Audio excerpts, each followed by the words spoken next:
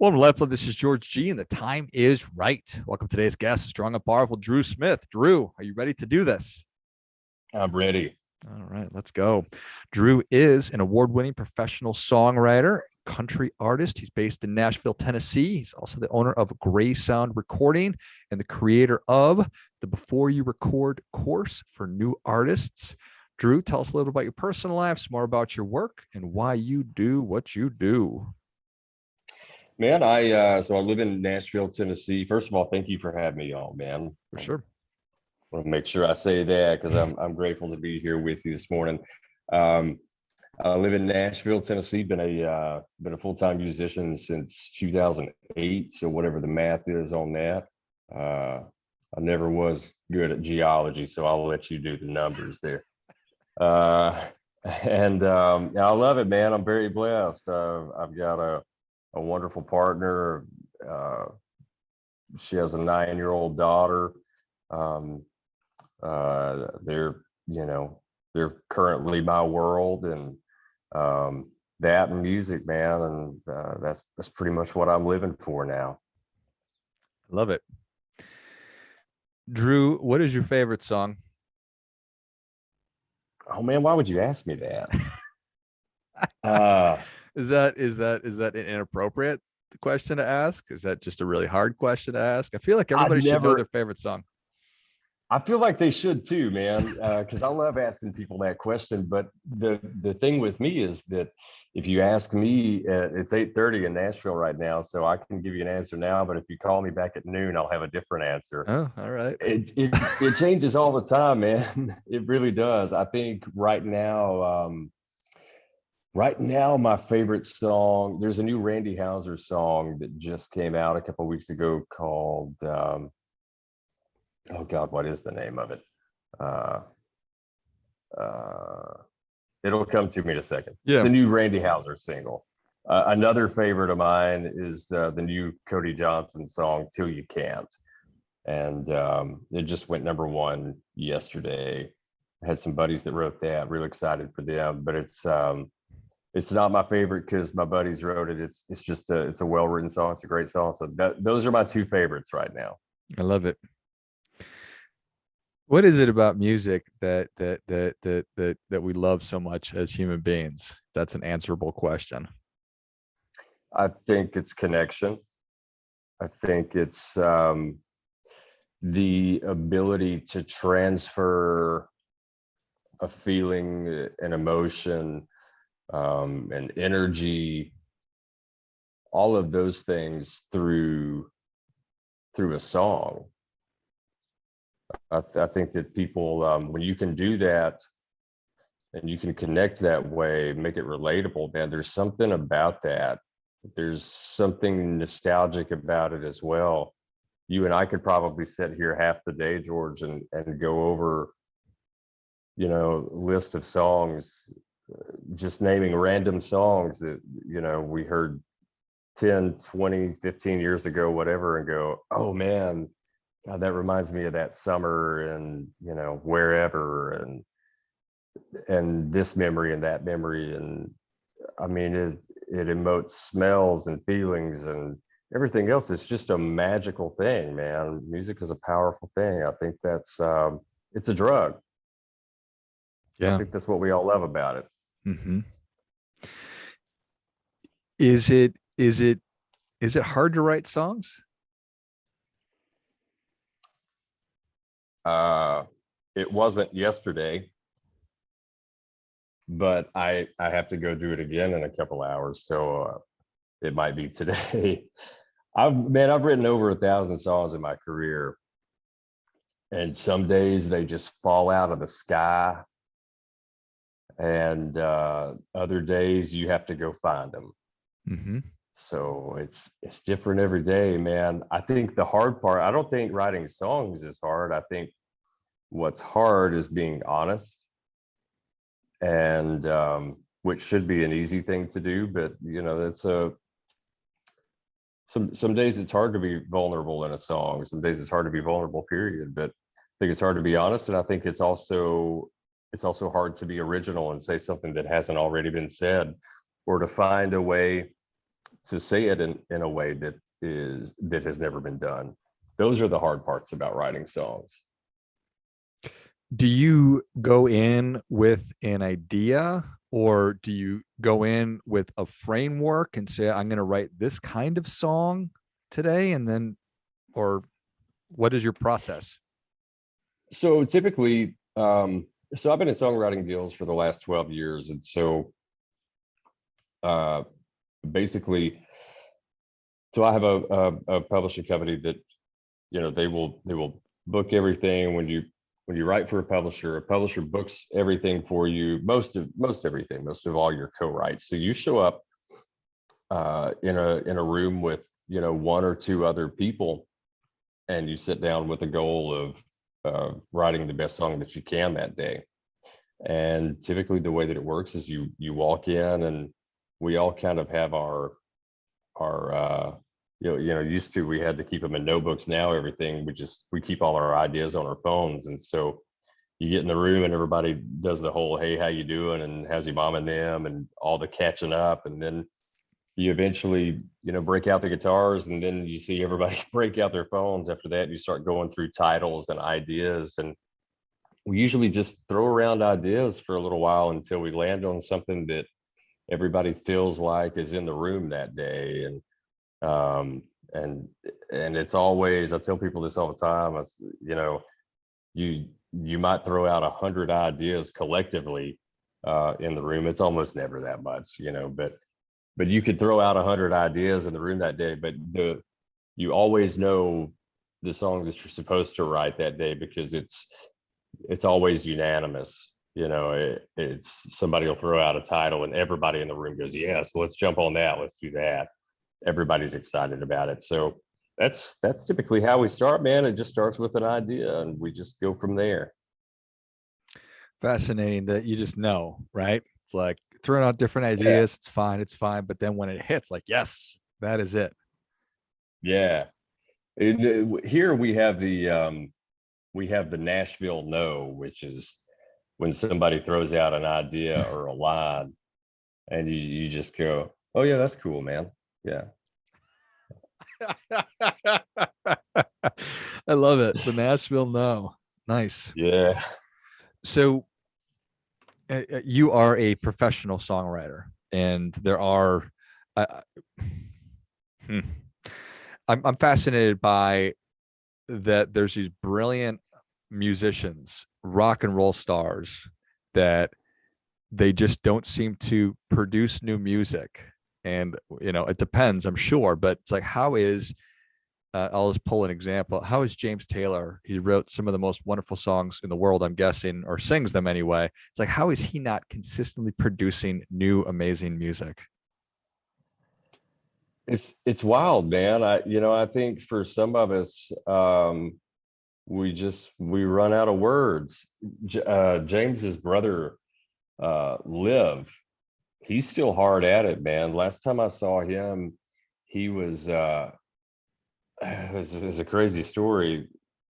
I don't know if you have time for it. We're about to make time for it because it's a good story. Let's go. I was, I was on the road, man, and I was playing down in Augusta, Georgia, and I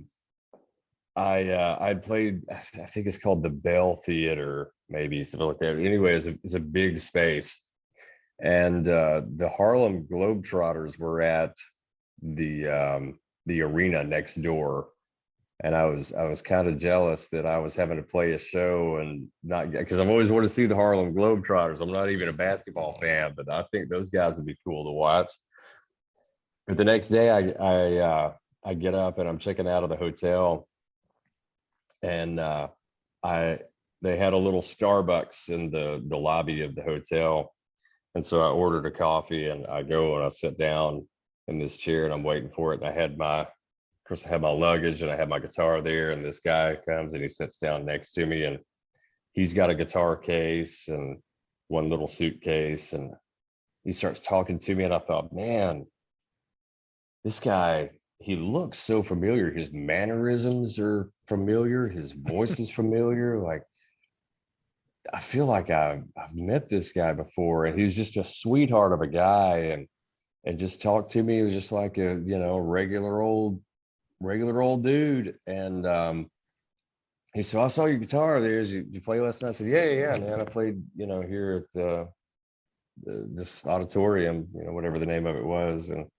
I said, what about you? And he said, yeah, I played the coffee shop down the street. So it was great, man. There was probably like 30 people there. And I said, cool, man. That's awesome. And both of our coffee orders came up, and he said, hey man, he said, I'd love to give you one of my CDs. He said, would you swap me one of my CDs for one of yours? I said, yeah, absolutely. And so we get outside and he hands me a CD and I'm digging one of mine out. And it was Liv Taylor, it was James's brother, and Liv wrote a few of those huge James Taylor hits. And he's a professor at I believe at Berkeley. And it was spring break that year. And so during his spring break, instead of doing what most professors and teachers do, which I would assume would be to just relax for a week, Yeah. this dude hits the road and drives as far as he can and plays coffee shops to 30 people and sells his CDs, and then goes back home and goes right back to work. And he's still writing songs, he's still recording songs, and he's still teaching the art and the craft of songwriting. And I think that is amazing that he's still at it. So to answer your question, George, I don't know, because it's, he's doing that, and James is just kind of, I don't know what he's doing, whittling or something, or maybe he's took up painting, or I don't know. But two guys that who have had amazing careers, and one of them still wants to get out there and dig, and the other just kind of wants to hang out. So I'm not sure, man. I guess we all have something that drives us a little bit differently. Yeah, it's fascinating. I love music so much. I love all different kinds of music. And I've always looked at James Taylor. I'm like, my goodness, I wish he would write more music. And then I look at a guy like Dave Grohl, the Foo Fighters, and they're just producing music constantly. And it's awesome. It's obviously different. And my favorite is Springsteen, and he's out there, however old the boss is, and he's killing it. It seems like on a nightly basis. So it's just fascinating for people who are listening and they say, you know what, I've always wanted to, or I've been trying to write songs. Your advice to them? You just go to college. It's easier to deal with. It's cheaper too. Man, you know what I say? If you want to write songs, write songs. And people have there's this great misconception that you have to be a musician to be a songwriter, or that you have to be a musician to be a great songwriter. And that's just simply not true. There are songwriters in this town that just can't play a lick on guitar or any other instrument, or that they've been playing for 30 years or trying to play for 30 years and they just don't get it. They just can't pick it up, but they are incredible lyricists. And there's absolutely nothing wrong with that. We have all the tools that we need now on our phones. So if you want to write songs, download your little voice recorder app on your phone and hum your melodies into that voice recorder and hum your lyrics. And anytime that you have a thought or an idea, write it down immediately, because I just can't seem to learn, George. I've been doing this. I've been writing songs for the better part of my life, and I'll have a thought come to me in the middle of the night, and I'll go, oh yeah, that's easy. I'll remember that in the morning.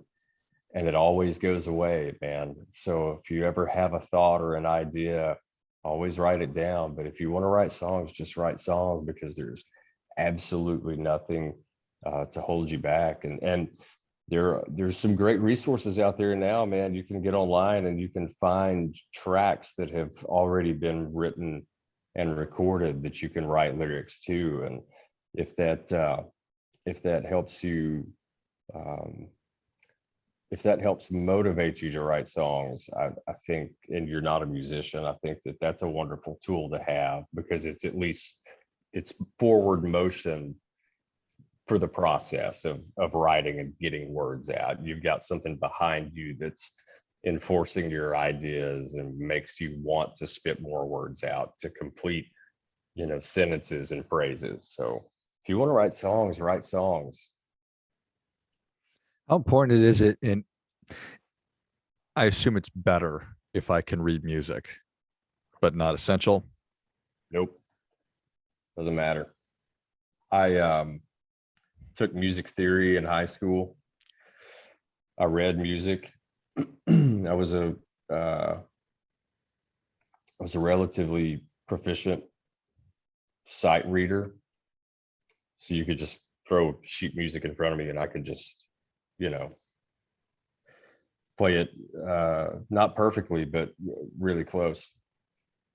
And since I've been a professional musician, I've not read a single note of music. Haven't written it, nothing. So, and I think that's another misconception people have. So if you don't understand sheet music, how to read music, how to write music, doesn't matter. It doesn't, that shouldn't hold you back anymore. No excuses. No excuses now, man. Let's go. Love it. Let's go. It's a great time to be alive, man. I mean, it really is. It doesn't matter if you want to write songs or if you want to be a plumber, if you want to, it doesn't matter what you want to do. There's so many resources now, and we're living in a really amazing time. That's well said. Well, Drew, the people are ready for your difference making tip, even though that was a really good one. What do you have for them? I think just that, man. I think whatever you want to do, it's out there, and it's out there to be had, and it's out there to be yours. And if you can dream it, and if you can believe it, then you can live it. And I say just go live it. Well, I think that is great stuff. That definitely gets, come on. Drew, thank you so much for coming on. Where can people learn more about you? How can they engage? Where can they check out the Before You Record course? The Before You Record course, you can find that at beforeyourecord.com. You can find all my personal stuff, my songs, and what I'm doing as an artist and producer at drewsmithlive.com. I've tried to make it really easy for everybody. All of my social handles are at Drew Smith Live. So Instagram, Facebook, TikTok, all of those things, it's all at Drew Smith Live. Nice. Do you feel extra pressure when you're on TikTok, Drew, versus other mediums? I don't, George, because I hide from TikTok because I don't understand it. Oh, that's awesome. Well, if you enjoyed this as much as I did, show Drew your appreciation and share today's show with a friend who also appreciates good ideas. Check out the Before You Record course at beforeyourecord.com. Find all things Drew Smith at drewsmithlive.com, and then all over social media. His handle is at Drew Smith Live. I'll link all those in the notes. Thanks again, Drew. Thank you, George. I appreciate you, man. And until next time, keep fighting the good fight. We are all in this together.